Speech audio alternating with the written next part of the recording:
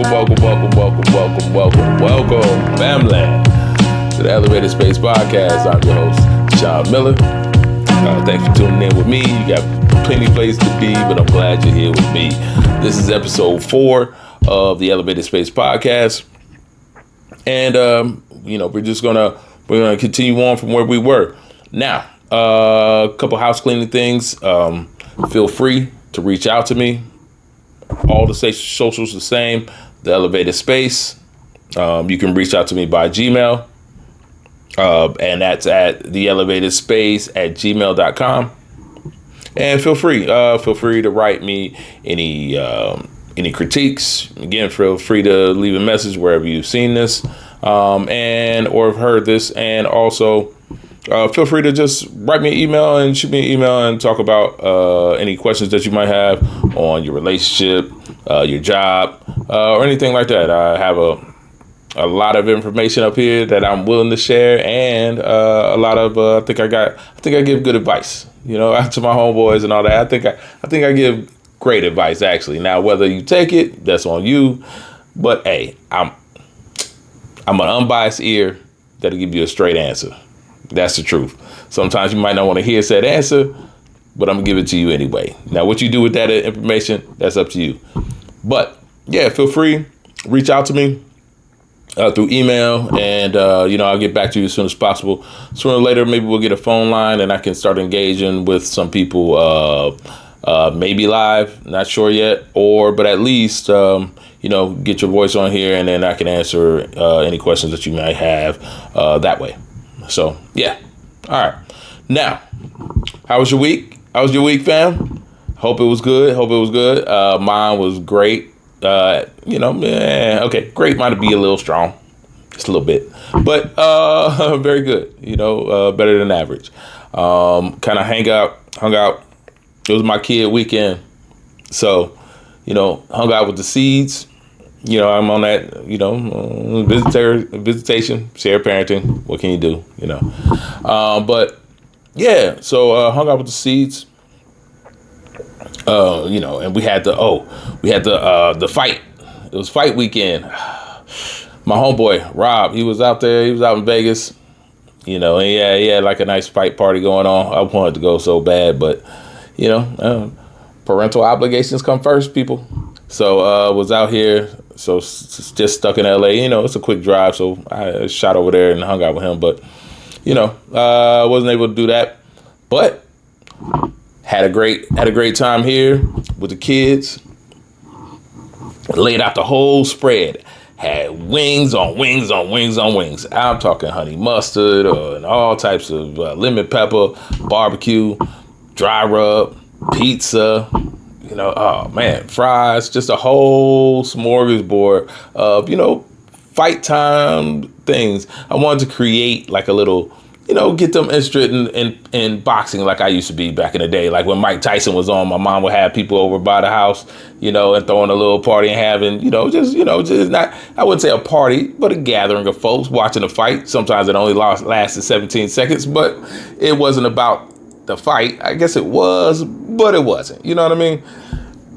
People just come over, having drinks, talking. Sometimes you go to the bathroom, fight's over. But that's the way that goes. Anyway, so I kind of wanted to recreate that a little bit. But yeah, I don't know. The kids they weren't into it. They weren't feeling it like I was back in the day at home. But I tried nonetheless. I had one son, my youngest son. He was into it a little bit. He watched the first fight or two, but he wasn't really able to hang on. After a while, he went up to go play PlayStation. They called me when they start fighting, and I come back down. So I called him down. He started watching it. But it was late at that point. I think it came on at I want to say the fight came on at at 10 o'clock. 10:30. So he ended up, kind of going down a little bit about halfway through the fight. So he didn't even get to see the end. But, he owes me a quarter. I told him Crawford was going to win. So he owes me a quarter. But it was still a fun time, playing some cards or something before the fight and stuff. So it was a good time. Had a good time with that. And then yeah, that fight, Crawford beat that ass. Like, there's no other way to say it. He dog walked that son of a bitch. And I thought he was going to win, but I didn't think he was going to win like that. Like, it was a clinic, basically. Like, I think Canelo won maybe one round. Two max. Absolutely. And that was like in the 4th round, maybe the 5th. And but after that, Bud just had his way. He was just walking them down, handing them that knuckle sandwich over and over and over again. He was just force feeding them, feeding them, and feeding them, and feeding them, and feeding them. And it wasn't like he was afraid of punches. He got up in there. He was throwing his lefts. He was throwing the rights. I mean, he got in the phone booth with him. I thought he was going to run the whole time and take the fight that way, because I knew he was going to be quicker since he's coming up weight class. He was going to be a little swifter, a little easier to get in and get out. And so I thought that's what he was going to do to Canelo, which he did. But he also was laying some punishment down. Whenever there was an exchange, it was like 3-1, bang, bang, bang, bang, bang, bang. I mean, he just kept hitting them. And so, I mean, he just kept climbing up on points. And then you had to get desperate with Canelo. And then that one shot where he was just like, almost ripped his head off his body. His neck was like, you know what I mean? He's like, whoa, I didn't think you had that type of power, you know. But he showed up. He showed improved. He has like all the belts. He has proved all the points that he needs to prove. I don't even know who he has left to fight, to be honest, unless he goes down in weight. He already said he doesn't want to do that. So that's the problem with boxing. You know, that's the problem with boxing. There's not a lot of people boxing anymore because the sport has lost its luster. But I was happy that they're doing some of the things that I remember or that I liked as a kid. And the problem with boxing, make this real brief, is just like boxing used to be on all the time. It used to be on ESPN on Saturdays, Friday night fights. It was always, and even some of the big fights back in the day used to come on ABC.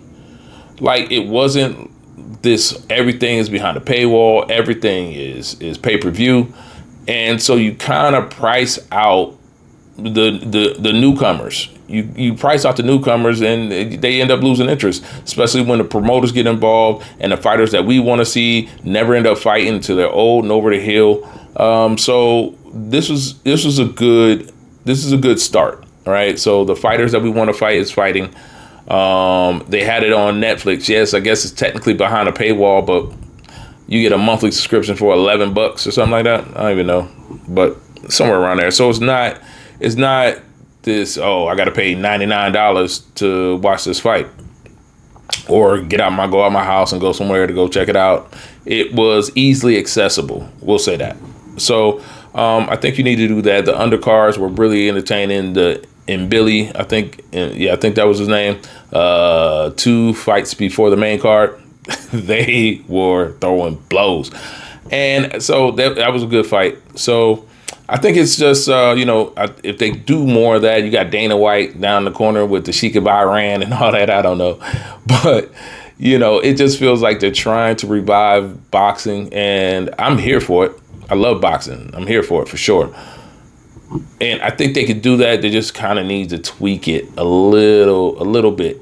Again, bring somebody, and I know you're out in Vegas, but bring the start time earlier so the fights don't start, till 10. The fights don't start until 10:30. That's 1:30 on the East Coast. That's way too late to be starting a fight. But hey, but I think they're moving in the right direction. And I hope they do revive the sport because, I love to watch it. All right, so after that, Saturday night, which was live, football, Sunday, that was tough. I was watching, of course, my Browns. They got their fucking ass kicked. I don't understand that. Like, Shador can lose like this. Like, get that motherfucker out there. Like, you know what I mean? Shador can lose like that. If you're gonna lose and you're gonna throw all types of picks and shit, then just get the kid out there and let's see what he got. Dylan Gabriel, he looked all right, but whatever. And then you had I guess the matchup everybody was kind of looking for and trying to see was the rematch of the Super Bowl, which was Philly and Kansas City. And yeah, for the most part, Kansas City dominated, but I don't feel it was impressive. I think they had on like 110 yards. passing, which really, I mean, it works now because Kansas City ain't about shit. But yeah, I don't see how that's going to work long term. But hey, it did that day, so that was good. And I think I'm about to say what a lot of people are thinking. I ain't gonna say Mahomes is cooked, but he ain't looking the same. And I get it. Some of it is the weapons he has around him. Travis Kelce, he too busy chasing around Taylor Swift. And the other dudes, they ain't nobody. Xavier Worthy, he went off. He got hurt like first play of the first game. And the other dudes, they just statues. they move slow. They ain't catching shit. And so I think he's out there by himself. So I'm going to cut him some slack. But we'll just say this. The Kansas City Chiefs aren't looking the same. It might not be Mahomes. It could be the Chiefs. We're going to wait and see. We only got a 2-game sample size. We'll see how this goes in a little bit. But it was good, though. It was good. Now, sticking to football, I'm sure some of you had to see if you're watching football at all, and or even if not, because it was on the news, how a lot of the teams had memorials for Charlie Kirk. Like the Cowboys did it, the Dolphins did it, the Packers did it, the Giants, I believe, the Cardinals, the Steelers. They all had some sort of, in love and memory of Charlie Kirk. But why? Why? Is my question, which is crazy. Like, because like 56% of the NFL is black, right? But if you want to look at like the skill positions, the positions that fill the seat, it's got to be in the 90 percentile. So why are you honoring a man that had nothing good to say about blacks? Like nothing. I'm gonna try to find a good clip that he mentioned about black people. I would like to see that.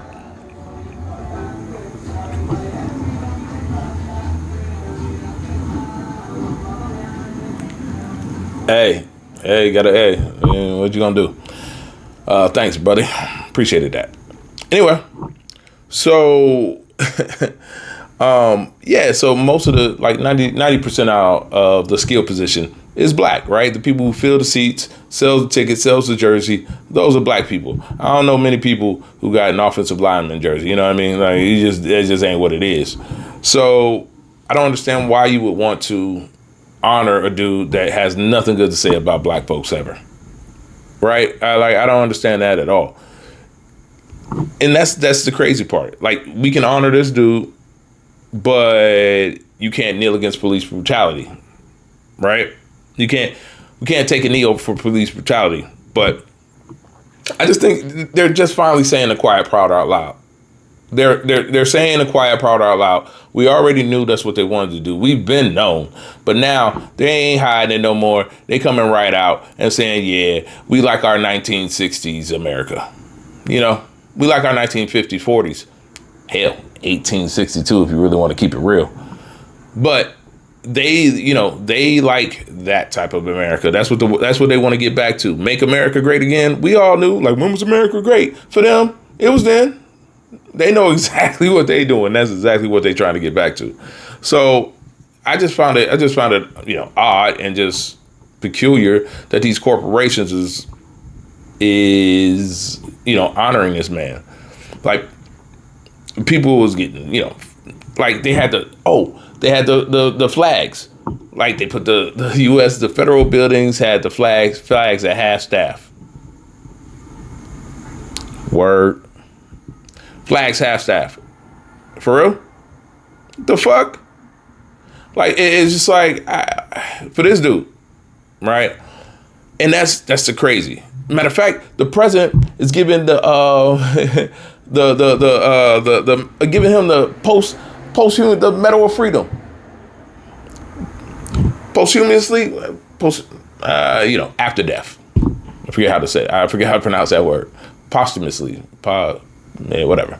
After death, they gonna give him the medal after death of the Medal of Freedom, the Medal of fucking Freedom. Word. Like, okay, hold on. Let's see.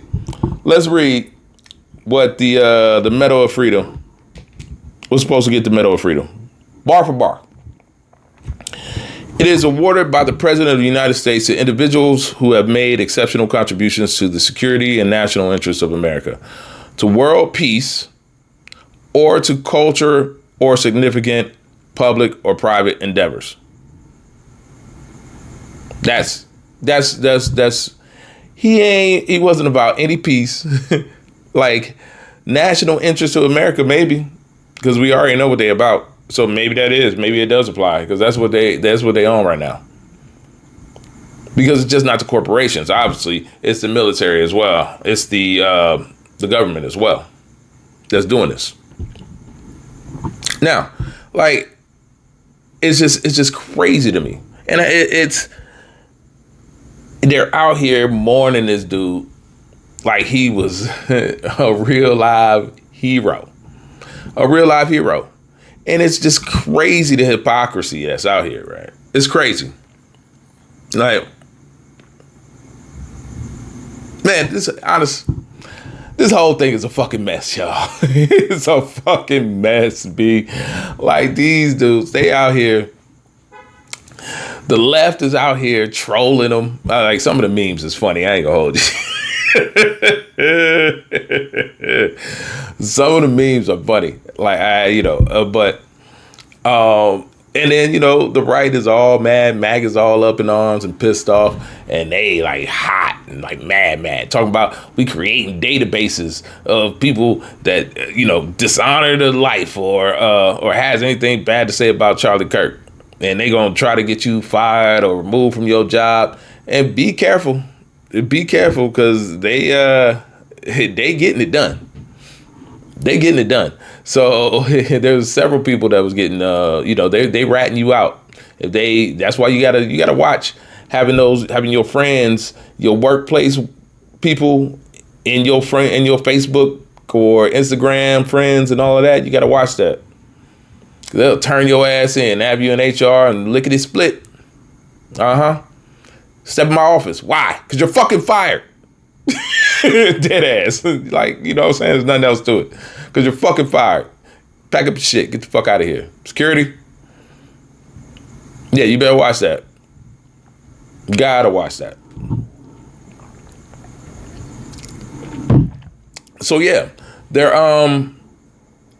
like several companies was letting people go because of their social media posts, which it's crazy. Like, I don't understand that.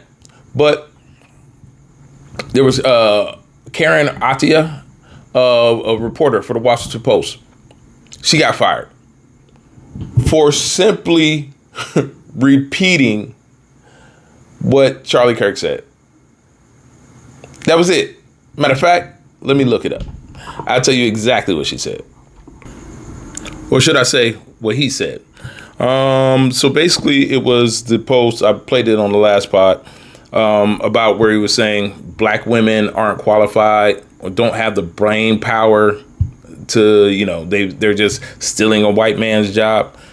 And she just basically reposted his quotes on Blue Sky and then got fired for it. Like, I'm just telling you what he wrote. If you're embarrassed of that, that's what I'm saying. They see the trick bag they have us in, where you can't criticize them for saying what they say, right? You can't criticize them. You can't be like, hey, don't say that. It's my freedom of speech. All right, now when you get killed for it, we can't laugh at you either. Or we can't, you know what I mean? We can't chastise you for that either on the backside either, right? Because you're going to try to get somebody fired for just pointing out you was doing what you were doing, and that's why you got smoked for it. That's why now you see, in the front of the pod, I got the little disclaimer, because y'all ain't going to come for me. Y'all ain't about to try to, hem me up. But yeah, I can't even call you a racist. Like, I'm a racist for calling you a racist, for saying racist shit. If you a racist, claim that shit. And I'm going to call that shit out when it happens. Dead ass. Like, don't be scared. You know what I'm saying? Don't throw the rock and then hide your hands. Nah, wait and be like, yeah, I said that shit. And that's what they starting to do. I kind of like it though. You know what I mean? Because we already knew they hate our fucking guts. We already knew that. But now it's starting to, the veil's being pulled back and they showing their ass. They showing their fucking ass. You got you got people like these they mad. Jimmy Kimmel, it looked like he about to get the axe.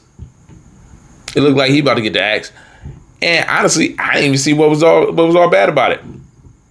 Yeah, you know what I'm saying? I only watched it once. Let's watch it again. Let's see what you think. We hit some new lows over the weekend with the MAGA gang desperately trying to characterize this kid who murdered Carlie Kirk as anything other than one of them and doing everything they can to score political points from it. In between the finger pointing, there was grieving. On Friday, the White House flew the flags at half staff, which got some criticism. But on a human level, you can see how hard the president is taking this. My condolences on the loss of your friend Carlie Kirk. May I ask, sir, personally, how are you holding up over the last day and a half, sir? I think very good. And by the way, right there, you see all the trucks? They've just started construction of the new ballroom for the White House, which is something they've been trying to get, as you know, for about 150 years. And it's going to be a beauty. Yes. He's at the fourth stage of grief, construction. Demolition, construction. This is not how an adult grieves the murder of someone he called a friend. This is how a 4-year-old mourns a goldfish, okay? He basically just called out the president for not mourning. The dude was like, hey, so how do you feel about, Charlie Kirk? Oh, yeah, that's terrible. So we're building a new ballroom over here, blah, blah, blah. Like, that's supposed to be your friend, homie. That's supposed to be your partner. That's all you got. And that's all he said. And then pulled him off the air. It's a problem, people. It's a problem. Like, they are really starting to go to phase 2 of this. They really starting to go to phase 2. Matter of fact, it's probably about phase 3 at this point. You know, phase 1 is win the election. Did that. Now, man, y'all remember the old man that got arrested, pants falling all down, that claimed he shot Charlie Kirk? We all knew that was some bullshit as soon as you saw it. But, his pants was falling all down. And I remember him saying, he was saying, shoot me, shoot me, shoot me.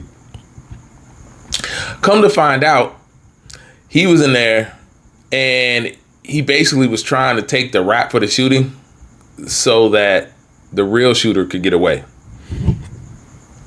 Ain't that something? He's basically trying to create a subterfuge so the actual killer could get loose. Right? I think he was charged with the obstruction of justice and some other bullshit at this point. But yeah, I just wanted the other guy to get away, the actual shooter. I wanted him to get away. Now, when we look at the actual shooter, air quotes. So this dude is supposed to be some 22-year-old, right? White man, of course, because they're the only ones that do this shit. We knew 11 times out of 10 that was going to be a white man they catch, right? Not to mention Utah is 90% white, so hey, that's a pretty good guess. But so this dude, he was supposed to be, they claim he don't have any political affiliation, but his whole family is a Republican. Mama, sister, brother, grandmama, daddy, all Republicans. Actually, his father's a sheriff. So I don't think they planned on catching this guy, really. But they did. The one guy might even been a plant to help the guy get away, and then he got captured. I don't know. I just have so many questions. Don't make me bring out my tinfoil hat, because I'm telling you, I'm about to start digging deep in it.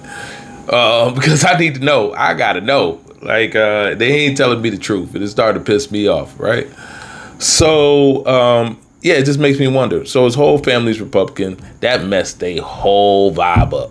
That messed their whole fucking vibe up. As soon as it happened, it was like, blame the left. Like, you know what I'm saying? Blame the left. Like, what are you talking about? It's a radical left. Okay. The only time the left gets radical is by trying to give universal health care. Something stupid like that. Like, you know, I shouldn't say stupid. That's very important, actually. But there, you know what I'm saying? That's when the left is radical. Trying to do things to help people. Erasing student loan debt. You know what I mean? That's radical, right? That they be saying. Like, but, you know, a radical left. It ain't about no political violence. That's y'all. That's y'all. They took our jobs, right? That's y'all. That's y'all putting up the wall. All that stuff. That's y'all with the political violence. Anyway, so it's just a lot of fishy stuff around this. A lot of fishy stuff. For real. But anyway, I digress. So now, but they have been honoring this man like it wasn't, like it's nothing else. Like he's some sort of hero. Like they've even compared his death to Martin Luther King Jr. Like what? You better keep the good Reverend Doctor's name out your mouth. Don't you talk about the doctor. Don't you talk about the good Reverend Doctor. You know what I'm saying? Like, don't even put your name in the same sentence. That's crazy that they like eulogizing this man like this. Like, it's wild, right? And I mean, it's one thing. Like, it's like, are we talking about the same person? We talking about this guy? Like, I'm sorry, if I see a black pilot, I'm gonna be like, boy, I hope he's qualified. When blacks in America did not have the same rights they had today, they were less murderous. There was less break-ins. Why is that? And the data shows they were actually better in the 1940s. It was bad. It was evil. But what happened? A certain skin color now gets their own summertime celebration. Oh, wow, look how far blacks have come. It has now become a racial complaining day. Remember what BLM stands for: burn, loot, and murder. Yeah, DEI stands for one of the biggest. Didn't earn it, just so we're clear. Can we also acknowledge, due to the laws under Jim Crow, that black people were significantly hindered from economic advancement? This is a really important question. The data shows not really. Black Americans are poorer today in 2024 than they were in the 1950s. The disappearance of the black father has been the #1 driver of black poverty in this country. At least agree that black dads not being around is a bad thing. Anyone's father not being around is a bad thing. Starting in the 1980s and continuing onward, there's been a war on drugs. Is this correct? I like the war on drugs. Blacks commit more crimes than whites do. They commit more murders. They commit more arsons. They commit more kidnappings. That's not a war on drugs. That's a culture. This guy. I understand.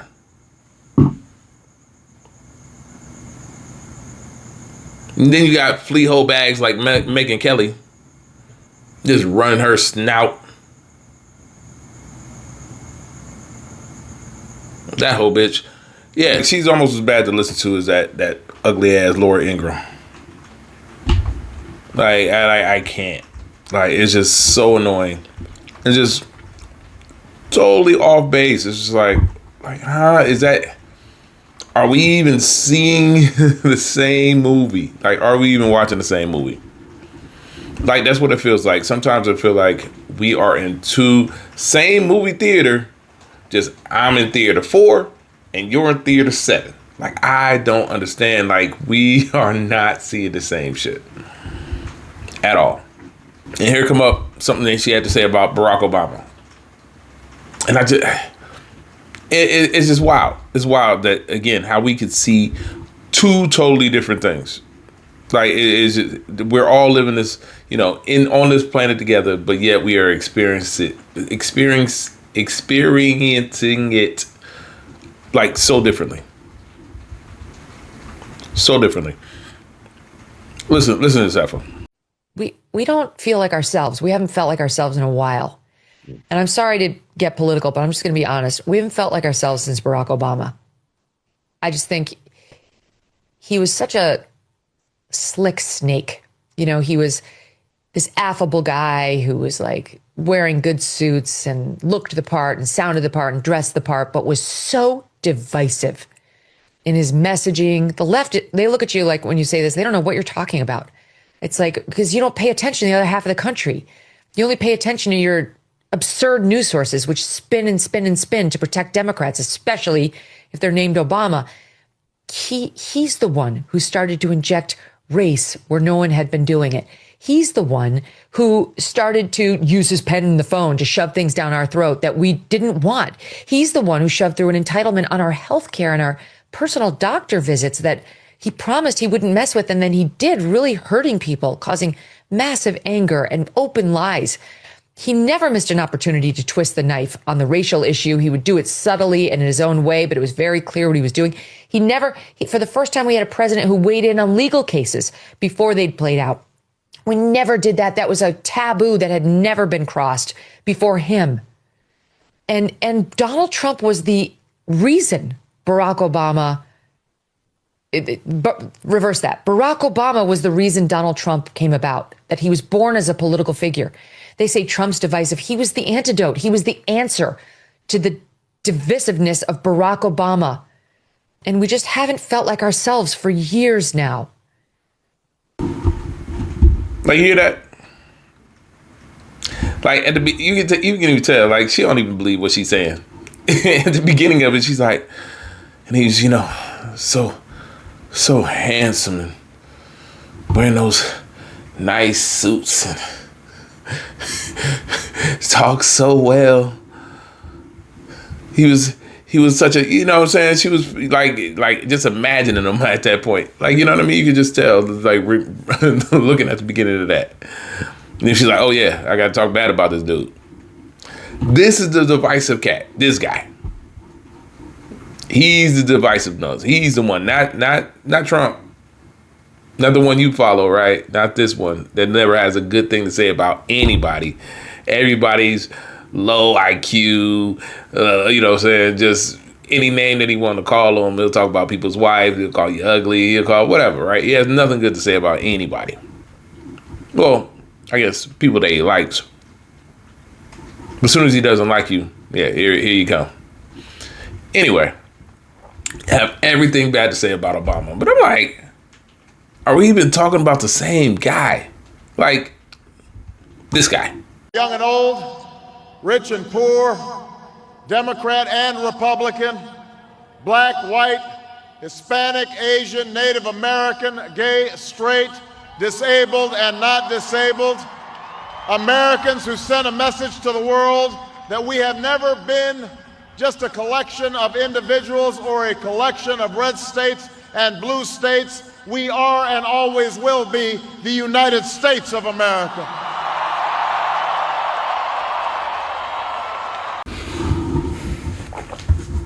That guy, that dude, he's the divisive one.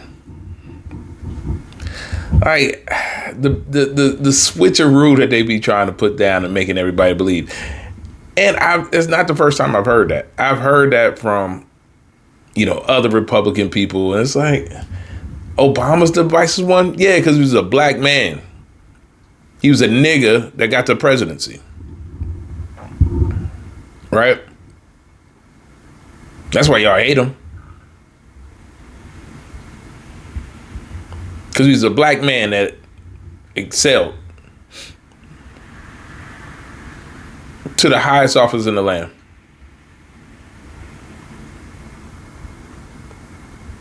Right? You had to do what the black man said. Ooh, I bet that hurt. Ooh, hate that, don't you? I gotta listen to this nigga. Right? I gotta listen to this nigga. Like, I've been in management a lot. And yeah, you kind of get that feeling sometimes, especially from like the older whites, or sometimes, it's like, I gotta listen to you. Like, you know what I mean? Like, but yet they'll listen to the white supervisor or the white manager. They don't have no static. But me, right? You got a problem taking orders from me. So I see that sometimes from time to time. Yeah, I bet that grind their gears. But it's okay to have this type of deplorable running the country, though, right? He's okay. And if you really think about it, everything she said, Trump is that, right? Everything she said about Obama, you could literally put Trump in that place. And he would be talking, she'd be talking, just talking about him. Like, you literally just do a switch and change Obama to Trump anytime she said Obama. But that's what they do. That's what they do. They, you know, tell you the sky's red when it's clearly blue. And you're supposed to believe it. You're supposed to believe that shit. Now, if you ain't been paying attention, this Charlie Kirk situation is getting a little, even more suspicious. We'll put it that way. Even more suspicious. So you have, Nick Fuentes. Now, Nick Fuentes is this, he basically is I guess the leader or, this right wing, far right wing organization, Groypers, right? I don't know if you've seen them. They usually have this, I think Pepe is the mascot or something like that. And it's like this frog with these red lips and just kind of looking stupid, like standing in the shadows.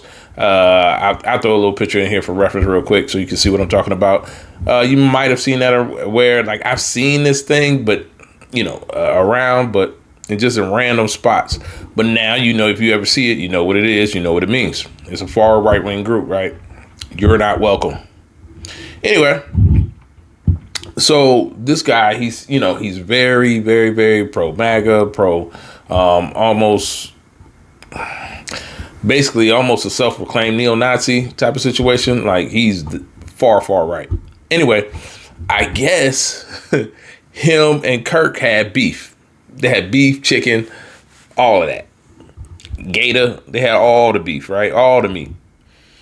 So I guess there was beef between them because Fuentes thought Kirk wasn't, how should I say, didn't hate enough, basically. Think about that. Like, they're saying he wasn't hating enough. You got to step your hate game up, homie. So they had beef. As a matter of fact, I think it was like the Forbes magazine was saying they were saying that he was sending like his followers or, we'll just say minions to the Kirk events, to that question and answer stuff he likes to do, and trying to disrupt the shows and disrupt that type of thing. Because after a while, Kirk started demanding to see the Epstein files and, just becoming a little less, I wouldn't say conservative, but again, he wasn't going as far in the rhetoric that they wanted him to. So, but just, imagine that. Like, hating over who hates more. You know what I'm saying? Like, what the fuck? Like, hating over who hates more. It's a hate off. These motherfuckers are sick. They are absolutely sick. They are deranged folk that we dealing with here. They're absolutely insane. But that's what they do. Like, that's what they do. I can't believe that you are not liking someone because they aren't hating sufficiently. It's crazy, dog, when you think about it, right? It's just, I don't know. That hate, though, that anger, it runs in their DNA. It's in their DNA, bro. Coiled up, double helix.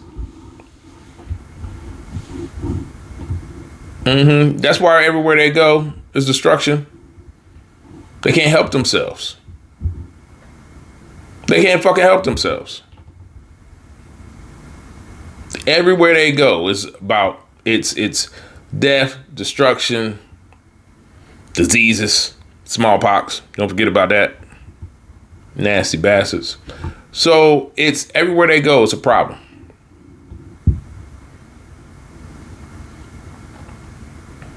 They cause trouble no matter where they are. They can't help it. right? But anyway, so this now I wonder why. I was sitting here wondering why this video is on social media, and it was everywhere, right? Everywhere. Now the thing is, they have this thing called GIFCT, GIFCT. I think it was the Global Internet Forum against cyber terrorism or something like that. Well, anyway, all of the the internet companies, not the internet, the social media platforms, they all agreed to be inside of this thing. And one of the things that you had to do to be inside of this, of the GIFCT, was you had to flag any videos that are violent in nature, pull them down, and share that with the other platforms so they can also remove them and stop people from uploading these pictures. Now, but the shooting, it didn't happen, right? That didn't happen. It was everywhere, right? It was all on every site, everything. It was, the coverage was crazy, right? On social media. And yeah, there was no bans. They didn't pull down. I'm sure you can go right now and look at it. No problem.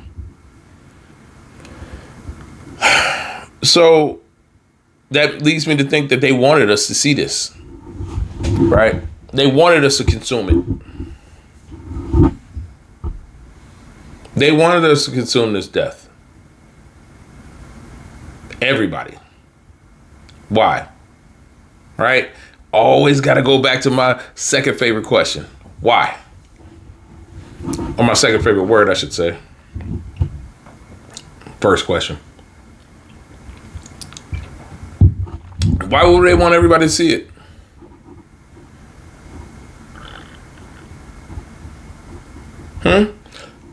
But you know what it is. These they wanted to start a catalyst, right? They needed a catalyst. Like, you know how George Floyd got everybody in the streets, tearing shit up, fucking up cops, going into buildings, burning shit down. Right? They're so unoriginal, right? They always got to try our playbook. They always got to get our stuff. They love us. Even though they hate us, they love us. They hate us because they ain't us. You know what I'm saying? They always try to take our slang and then run it to the ground. Oh, you go, girl. run it to the ground. Then we got to go find something else because y'all done bastardized our shit. They can't help themselves. They love it. You know what I mean? They wish they could be us. And since they can't, they just destroy us. Anyway. So yeah, they needed a catalyst. And like George Floyd, was that for us and Black Lives Matter out in those streets? I think they were, trying to use him as some sort of lightning rod to get it started. So the whites could be out in the street. Because, and believe me, they are. I've seen, look at this. They got out in Orange County, right out here, near Disneyland. You got white people out in the streets talking about, white man, pick up your gun, take back your streets. Yeah, take a look at these folks. Take a look at these folks.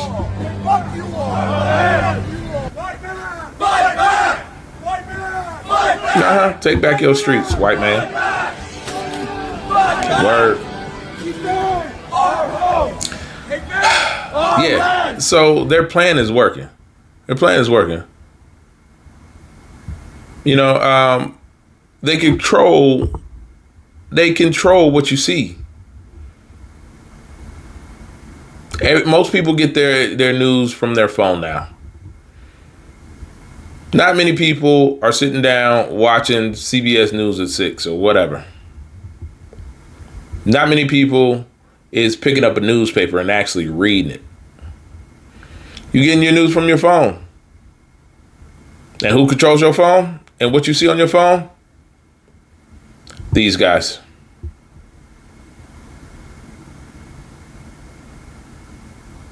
Right? Jeff Bezos, Zuckerberg, Musk. Like, they control all of the platforms that you get your information from. And they all in bed with the president. That's not kind of strange? That's not strange to y'all? So yeah, they can turn the dial up to the aggression, because nothing engages people more than anger. Nothing engages people more than anger. You know what I mean? So, all right. So again, thinking about the different reasons why they might want to do this. One, at this point, everything is a fucking psyop. Everything that's coming out of this government, this administration, is a fucking psyop. There's no other way that you can see it. Everything is some sort of psychological manipulation. Like everything, like it's all about some sort of misdirection. Look, just hey, look over here. It's a shell game, 3-card Monty. You know what I mean? Watch the ball. Watch the ball. Where's the ball? Where's the ball?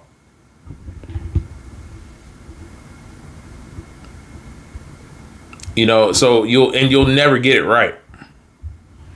They're playing all these games because, yeah, it's everything that they're doing is a subterfuge for something else. Just know that. Like, they are not going to tell you the truth on anything. Like, it'll be 2 threads of truth weaved in a rope of lies. Anyway, and so, but knowing that, it's also money based, because everything is money based. That's all they believe in. That's all they care about is money. Right? All they care about is money. So the more people that engage, right, the more, the more angry that they will be, the more they could sell you these ads and stuff and generate more money. And the longer that you're screaming on online, making memes, making posts, and you're engaging with the algorithm, that's how they get bread. You are the product that they're selling. So it's about that bread. Keep you on, keep you engaged as long as possible, keep you going back and forth. Right? The only thing that fires people up more than politics is religion. And they got that too. Right? We got this Palestine, Israel stuff. Don't get me started on that. But right, oh yeah, you can say anything about either one of those, and somebody come to tackle you. Somebody come to say something about it. Like, it's almost like you can't even choose a side. But I got one. We'll come to that a different day. Anyway, so I think it's about that. Just trying to get money. Keep you engaged. Oh no, sorry guys. Get money. Just trying to keep you engaged, right? Just trying to keep you plugged in. But again, it's twofold. Because, they also, we cannot forget one of the main reasons, don't think about this Epstein list. Anything except this fucking Epstein list. Anything but that. But we ain't forgot, you nasty fucks. We coming to get you. Eventually, we'll catch you. All of you. Anyway. But yeah, anything to take the pressure off of that. We don't want to talk about that at all. Let's talk about something else. And as a matter of fact, that same day that Charlie Kirk got shot, they voted to table the Epstein list. Vote of 51 to 50 senators. Again, subterfuge. They have you looking over here. Why are you doing this over here? Nobody was talking about them tabling the Epstein list. And to be honest, they can't get bipartisan on nothing. That's one of the things I'm sure they're gonna make sure that nothing comes out, because I think it's both Republicans and Democrats on that list. Yep. It ain't just Republicans doing that. Washington is filled with some nasty shit. They be talking about Hollywood. They just as nasty over there. Or even worse, actually. Like, they got whole trafficking schemes. To desert islands and shit. Fantasy Island, huh? D-plane. Coming in and dropping off. All right, yeah. But they gonna catch you. Anyway, let's move on. Moving right along. As my mama would say. Yeah, the main reason I think, they're just trying to start a race war. They're just trying to start a race war. Simple and plain.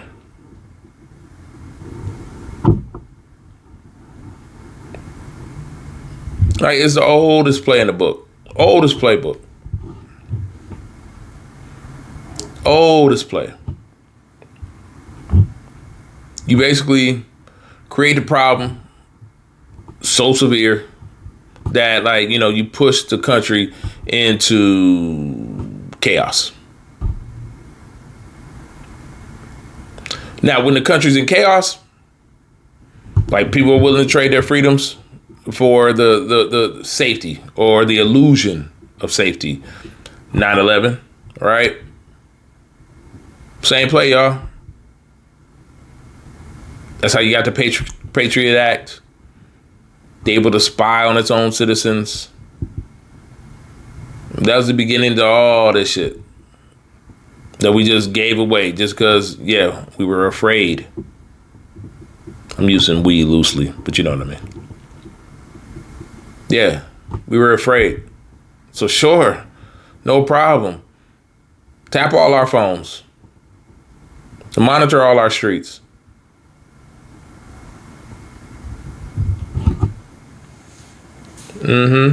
That's how they ushered in the surveillance state. That was the beginning of it. And we signed right up for it. Again, for the illusion of safety. One day it's gonna be 10 full hat time, and we gonna go back to that 9/11.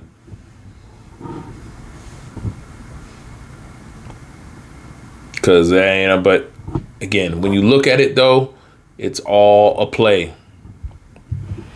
So yeah, they wanna. So once you rile everybody up enough, get them out in the streets,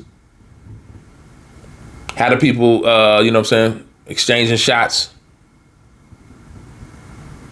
like, and then you just declare emergency, like a state of emergency, which will then allow you to do things like, I don't know, suspend the elections.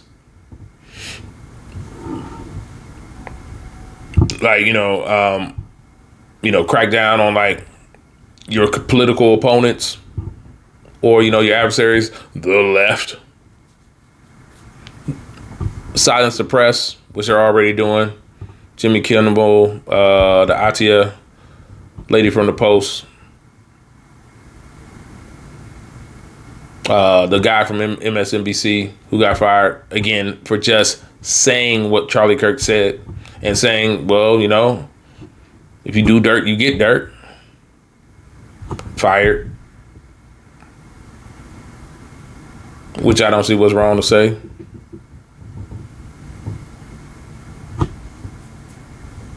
But Yeah, they're just trying to do that, and it'll be all in the name of restoring order. They out in D.C. again, test run. They about to have the military in these streets, in every city, every major city, especially the black ones. Because you know what they're trying to do? Conquer America. They're trying to conquer America from the inside out.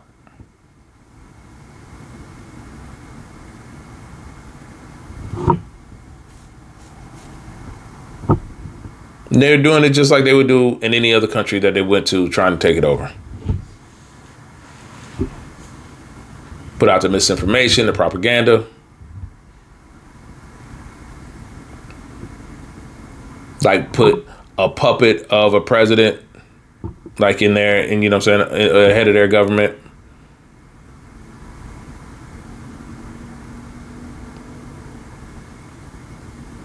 Do political violence and, you know, have political violence over there, all that type of stuff. Meanwhile, they're stealing the resources.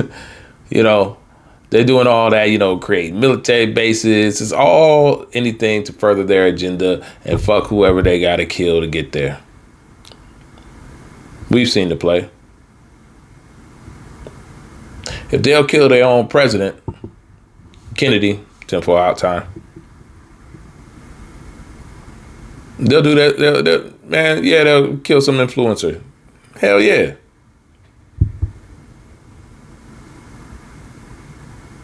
Quickly. Because when we're in war, and not to mention, when everybody's all riled up and you got this and that and other, they're not paying no attention to you wrecking the fucking economy. They ain't giving a shit about the tariffs. They ain't giving a shit about the low job numbers.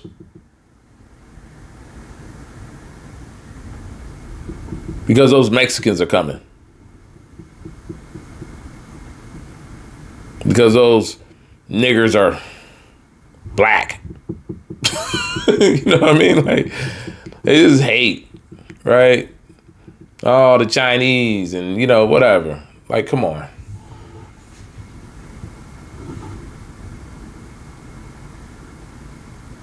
And they sit up there like, we losing. We losing. Losing fucking what? Where y'all losing? And like, so that's what they're just trying to do. Like, and they're trying to take over America from the inside out. They're trying to take over America from the inside out.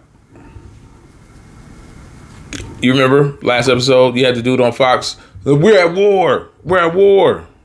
War with who? You know, we know who. We're at war. They're at war with us. That's what they be saying in those Republican meetings. Like, this is some sort of war. I mean, what they want to do is quite simple. They're like, hey, we tried this segregation stuff, you know, but we over it. We want our country, basically. Their country. Ain't that some shit? The one we built, that one, you want that one back. Okay, I hear you. And again, they used to be real quiet and subtle with the dog whistles. They just saying the shit right out loud now, right in your fucking face.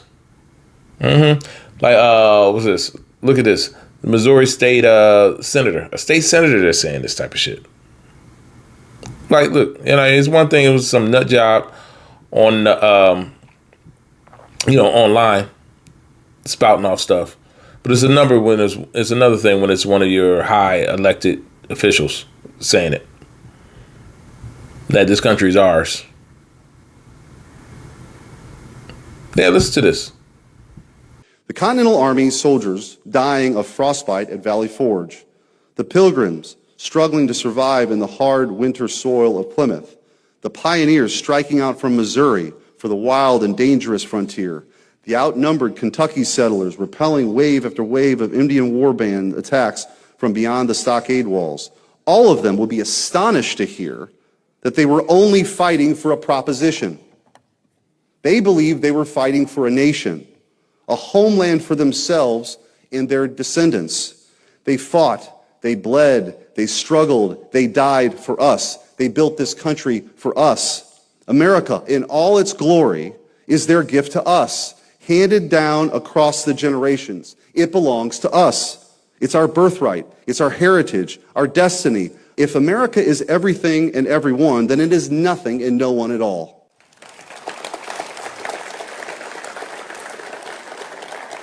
When they tear down our statues and monuments, mock our history, and insult our traditions, they're attacking our future as well as our past. By changing the stories we tell about ourselves, they believe they can build a new America with the new myths, a new people. But America doesn't belong to them. It belongs to us. It's our home. It's a heritage entrusted to us by our ancestors. It's a way of life that is ours and only ours. If we disappear, then America too will cease to exist. Y'all hear that bullshit? Country, this is what we built this country. Word. No, the fuck you didn't. Y'all can't build shit. It's funny, the president was sitting there talking about like the inventions America made like a couple weeks ago. And all the inventions he made, a black person made them. Not to mention the arts is ours. Rock and roll, blues, jazz. So we're more creative, more athletic than you. Look better. Must suck having the whole game rigged and you still can't win. I guess that would make me angry. I'm cheating and I still can't fucking win. Yeah, I'd be pissed off. You know what I'm saying? You got the game on rookie mode. You got the Madden game on rookie mode. You got the codes. You know what I'm saying? You got the cheat codes in, and you still getting blown out. 76 to 11.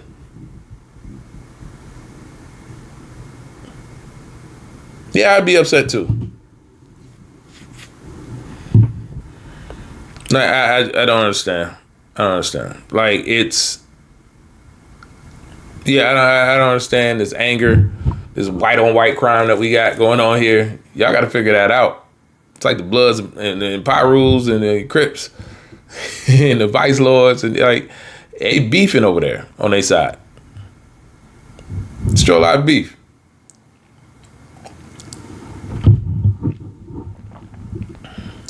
But they don't care.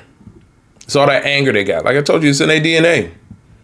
So we were wondering, like, you know, yeah, why are they so mad? Why are they so mad? Why? Joy-Ann Reid, she said it perfectly. Like, you know, listen to this. She said it perfectly. So, I mean, why say what she's already said? She summed it up just fine. Why are y'all so angry? You have the White House. You have both houses of Congress. You have a Supreme Court that is completely obedient to your president. They're willing to give him unlimited power. They're willing to say that he can take SEAL Team 6 and kill anybody he wants. They were willing to affirm that. They're willing to say that ICE can racially profile anybody they want. The United States Supreme Court has said you can racially profile Latinos based on their accent or the way they look. You guys have everything you want. You have legal racial profiling. You've ended DEI. You've ended affirmative action. You get all the best jobs even if you're not qualified. You can be a Fox Weekend host and be the Defense Department's Secretary of Defense. You can be Kash Patel and be a podcaster who wants to go to Valhalla and run the FBI as long as you're conservative. You have everything. Why are y'all so angry? What the fuck are you angry about?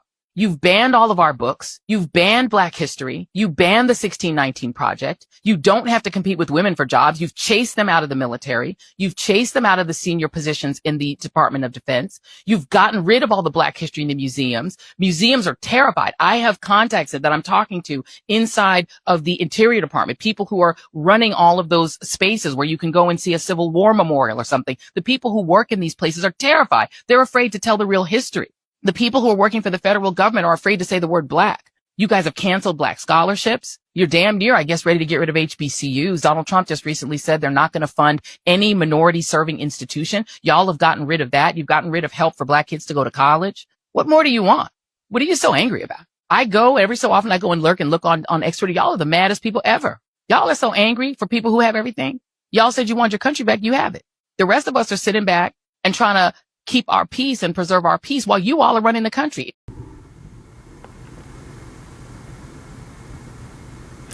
But, you know, so that's what they're trying to do.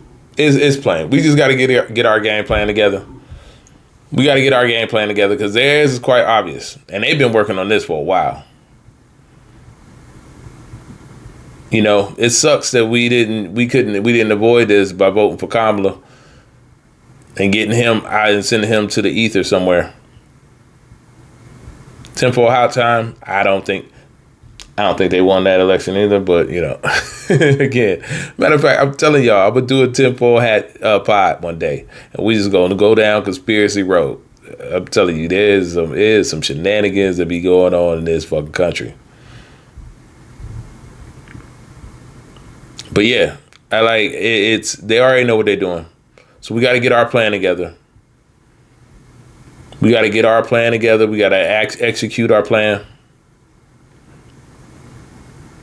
And I mean, you know, we can't always be in defense of what they do.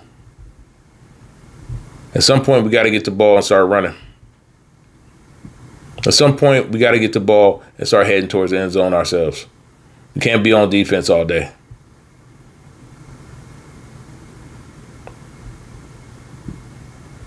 So we gonna work on our plan of action. Get your mind right, get your money right. Make sure your spouse is tight. Because you're going to need one of those. You're going to need somebody on your side, in your corner, pushing you forward and helping you get through.